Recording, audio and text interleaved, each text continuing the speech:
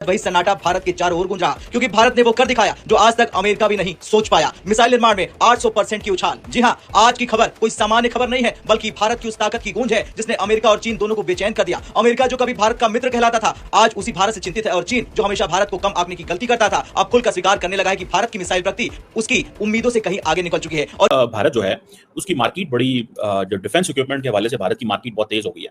वो ये है कि इंडिया जो है वो ये कह रहा है बार बार कि उसका जो ब्रह्मोस मिसाइल है that is a saleable product commodity from Asia to South America, from Asia to South America. और इंडिया का ये जो ब्रह्मोस है आपको पता है सुपरसोनिक क्रूज मिसाइल सिस्टम है, और इसकी वैल्यू जो है वो बहुत ज्यादा बड़ी है। उसकी वजह रीजन है ये यूरिया प्लांट मिलिट्री डायमेंशंस को टच करता है, जिसके बारे में कोई बात ही नहीं करता। और आर्मी के और एनएसए और हमारे जो चीफ्स हैं वो इतने खुश क्यों हैं, और पुतिन साहब खुद फर्टिलाइजर प्लांट की डील मोदी के साथ साइन करने क्यों आ रहे हैं? गुत्थी थोड़ी सी डिफिकल्ट है, मैं समझाता हूं। इजरायल और रशिया की यूनाइटेड एयरक्राफ्ट कॉर्पोरेशन मिलकर बना रहे हैं SG-100, एक गेम चेंजर कहा जा रहा है रीजनल कनेक्टिविटी के लिए आत्मनिर्भर एविएशन ड्रीम का गोल्डन टेक ऑफ है, या हम इसको जियोपॉलिटिकल पॉइंट ऑफ व्यू से भी देखें तो ये कितना अहम साबित होगा between India and Russia. And आपको पता है ये जो ब्रह्मोस है ये जॉइंट प्रोडक्शन है DRDO की, भारत की और एक रशिया का जगह, रशिया का एक अदारा है उसकी, जिसकी रेंज तकरीबन 3400 किलोमीटर से 3700 किलोमीटर है।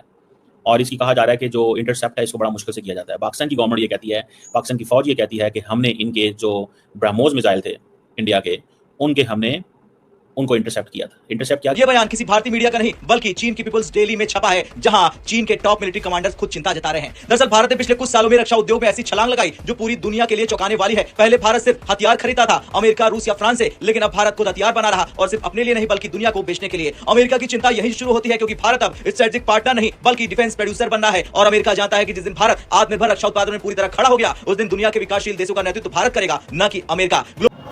जय हिंद दोस्तों काफ़ी बड़ी और इम्पोर्टेंट खबर निकल के सामने आई कि जो भारत की मिसाइल उद्योग है, मिसाइल मैन्युफैक्चरिंग जो कैपेसिटी है वो तो बड़ी है, इस वजह से जो उद्योग है ये 400 से 800% बढ़ गया भारत का। और भारत अपने पुराने मिसाइल्स को रिप्लेस करने के साथ साथ देशों को मिसाइल्स बेच भी रहा है, चाहे वो पिनाका रॉकेट सिस्टम हो या और भी जिसमें मिसाइल तकनीक यूज़ होती है। ब्रह्मोस तो है ही, उसकी तो क्या ही बात करें अब, ठीक है। तो ये सारी चीज़ें जो है वो इसको लेके चाइना के पीपल्स डेली जो कि एक अखबार है उसमें ये चीज़ें छापी गई। चाइना के टॉप मिलिट्री लीडरशिप इसको लेके चिंता जता रहे हैं। अच्छा, जब चाइना ऐसे टेस्ट करता है, चाइना जो अपने वेपन्स बनाता है, साउथ चाइना सी में जाके दादागिरी करता है, तो भारत इस पर नहीं जताता।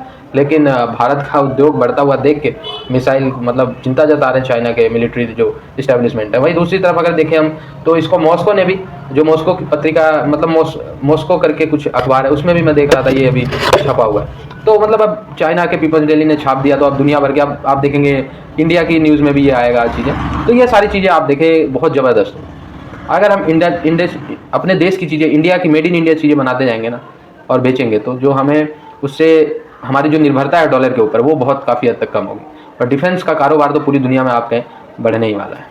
क्या किया था कि उनकी जो थी ना, क्या से बोलते हैं यार, GPS सिस्टम को कंट्रोल किया था इन्होंने। और वो कंट्रोल इस तरह किया था कि for example when it attacked, you can't control all missiles being fired by India. आप सारे मिसाइल्स को फायर जो हो रहे हैं कंट्रोल नहीं कर सकते, क्योंकि इतनी स्पेस तेजी से वो आ रहे होते हैं। एक चीज़ को जरा ज़हन में रखिएगा, एक तो वो बहुत तेजी से आ रहे होते हैं, दूसरा वो बड़ी ज़्यादा स्पीड में होते हैं, तीसरा उनको ये होता है भाई कि अगर हम ये आ गए हैं तो इनको रोकना कोई वो मुश्किल काम है, कोई आसान चीज़ थोड़ी होती है। लेकिन इवन देन पाकिस्तान ने ये काम किया, बिकॉज पाकिस्तान जारी बात है वो एक चीज़ कहता है कि भाई हमें और कोई काम नहीं है, वी ओनली स्टडी इंडिया, हम सिर्फ इंडिया को स्टडी करते हैं। So that is why we actually know कि what Indians are planning, thinking, saying, doing, acting, मतलब वो क्या कर रहे हैं। सो हमारी उस हवाले से तैयारी, इंडिया के हवाले से पाकिस्तान ने हमेशा कहा है कि हमारी तैयारी जो है वो पूरी है। वो भले उसके पास S-400 सिस्टम आ जाए, भले उसके पास कोई और सिस्टम आ जाए, पाकिस्तान कहता है कि हम वी डोंट गेट पैनिक्ड, क्योंकि हमें पता है। अब सुनने में आ रहा है कि ये इसकी जो रेंज है एक्सपोर्ट की और डोमेस्टिक वेरिएंट की फ़र्क है। एक्सपोर्ट की जो रेंज है वो 290 किलोमीटर तक है, और विद दी जिसमें ये MTCR मिसाइल टेक्नोलॉजी कंट्रोल रजीम की कंप्लायंस के बाद, और जो डोमेस्टिक वेरिएंट है वो 450 जो है ना से लेके 600 किलोमीटर तक। शायद मैंने आपको गलती से कह दिया उसकी रेंज 3400-3700 किलोमीटर है, नहीं, उसकी स्पीड जो है वो 3400 to 3700 किलोमीटर पर आवर है। तो आप इससे अंदाजा लगाएं कि अगर पाकिस्तान 1700 किलोमीटर पे है, पाकिस्तान अगर 700 किलोमीटर से जहाँ से इंडिया मार रहा है तो ये कितनी जल्दी में पहुंचेगा। अगर वो 3400 किलोमीटर पर आवर की स्पीड बता रहा है, 3000 किलोमीटर भी कर ले पर आवर की स्पीड इंडियंस कह रहे हैं, तो पाकिस्तान की टोटल लेंथ जो है वो 1000 किलोमीटर है, 1200 किलोमीटर। तो इंडिया को तो सेकंड्स लगते हैं, मिनट्स लगते हैं। इंडिया ने यहाँ से मिसाइल मारा, आपके पास टोटल 3 मिनट में मेरा ख्याल है मिसाइल आ जाएगा। 4 मिनट में मिसाइल आ जाएगा। तो आप इमेजिन करें अगर इंडिया 1000 मिसाइल इंडिया से फेंक रहा है ब्रह्मोस फॉर एग्जाम्पल, तो it will be very difficult to control the missile. उसको कंट्रोल करना इंतहाई मुश्किल काम है, कोई इतना आसान काम नहीं है। लेकिन पाकिस्तान ने रिसेंट जंग में इंडिया ने बड़े कैलकुलेटेड किस्म के मिसाइल मारे थे और पाकिस्तान ने उनको रोका था, कुछ को, 1-2 को मेरा ख्याल है या ज्यादा को पाकिस्तान रोकने में कामयाब इस सेंस में हुआ था कि उनके जीपीएस को कंट्रोल किया और उनको आगे फेंक दिया। पहली बात यह है कि भारत की प्रॉब्लम क्या है। भारत की प्रॉब्लम यह है कि हम यूरिया भारत में बनाते हैं, लेकिन यूरिया को बनाने के लिए नेचुरल गैस की जरूरत होती है और यहीं पर हमारी प्रॉब्लम शुरू होती है। क्योंकि जो नेचुरल गैस है, इंडिया 77 से लेकर 80% जो अपनी रिक्वायरमेंट है नेचुरल गैस की वो इंपोर्ट करता है और उसके कारण जो हमारा फर्टिलाइजर है वो बहुत महंगा बनता है भारत में। हमारे जो फार्मर्स हैं उसे खरीद नहीं पाते, तो हमें फर्टिलाइजर के ऊपर सब्सिडी देनी पड़ती है। 1 लाख करोड़ से ज्यादा तो पैसा हमारा हर साल सिर्फ सब्सिडी में चले जाता है। जब ग्लोबल प्राइसेस बढ़ती हैं गैस की, तो हमारी जो सब्सिडी थी उसकी प्राइस 2 लाख करोड़ रुपए हो गई थी 2021-22 में। अब इसका मतलब है कि 2 लाख करोड़ हम हर साल का आग लगा रहे हैं उसको। ऊपर से आपको मालूम है जो सप्लाई चेन्स हैं उसमें वल्नरेबिलिटी रहती है। चाइना ने रिसेंटली जो एक्सपोर्ट से फर्टिलाइजर के जानबूझकर भारत के लिए बंद कर दिए ताकि हमारा जो कॉस्ट ऑफ प्रोडक्शन है वो और ज्यादा बंद हो जाए।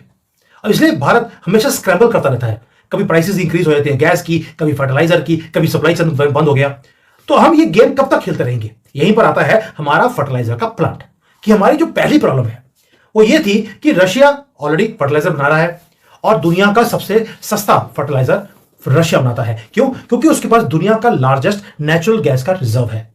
इतना रिजर्व है कि 25% दुनिया का जो गैस है वो अकेला रशिया निकाल सकता है। अगले 100 साल वो आग भी लगाता रहे तो भी रशिया का जो गैस है वो खत्म नहीं होने वाला। और जो नेचुरल गैस है वो 80% कॉस्ट होती है यूरिया प्रोडक्शन के अंदर। यहीं पर भारत की प्रॉब्लम थी। लेकिन रशिया के अंदर जो गैस की प्राइसेस है बहुत ज्यादा सब्सिडाइज है, बहुत ज्यादा कम है। अगर हम वहां पर फर्टिलाइजर का प्लांट लगाते हैं तो उसका मतलब है जो हमारा जो गैस है जो हमें वहां से मिलेगी, जो 80% कॉस्ट है वो सस्ती पड़ेगी, तो हमारा जो मैन्युफैक्चरिंग कॉस्ट आ जाएगी वो बहुत ज्यादा कम हो जाएगा। हमें कोई कॉस्टली लिक्विडिफिकेशन करने की जरूरत नहीं है, कोई शिपिंग कॉस्ट गैस की करने की जरूरत नहीं है, रीगैसिफिकेशन होती है, हमें कुछ नहीं करना। कॉस्ट सेविंग हमारी कम से कम 40% कम हमें प्राइस पे हमें फर्टिलाइजर मिल जाएगा। तो दोस्तों, जिस तरीके से भारत की मिसाइल कैपेबिलिटी बढ़ रही है, चाहे वो ब्रह्मोस हो, पिनाका हो या और भी हो, तो पाकिस्तानियों का जाहिर सी बात है चिंता होना लाजमी है, क्योंकि ये तो खुद का बना नहीं पाते और किसी से भीख मांग के तकनीक वगैरह अगर बनाते भी हैं तो नाम खुद का नहीं रख पाते। आपने देखा होगा बीच में एक पाकिस्तानी पत्रकार हामिद मीर कहते हुए नजर आ रहे थे कि यार हमने मिसाइल भीख मांग के बना तो ली, अब नाम भी हमने अपने नहीं रख पाए। अफगानिस्तान के लड़ाकों का नाम रख रखा है इन्होंने, तो ये तो इनका लेवल है। खैर, अभी तो भारत का जो मिसाइल मैन्युफैक्चरिंग वो 400-800% ही बढ़ा है। आने वाले टाइम्स में भाई ये 1000% जाए दुनिया में। जब भारत अच्छी क्वालिटी की मिसाइल्स बनाएगा तो दुनिया क्यों नहीं खरीदेगी? क्योंकि भाई अगर कोई दुनिया का देश इस समय सिक्योर रहना चाहता है तो उसके पास घातक से घातक हथियार होने चाहिए। अगर आपके पास कैपेबिलिटी नहीं होगी तो आपका पड़ोसी देश आपसे ताकतवर होगा तो वो आप पे चढ़ जाएगा, है ना। तो ये सारी चीज़ें जो है वो आज के टाइम में बिकने वाली चीज़ें हैं, मिसाइल्स वगैरह।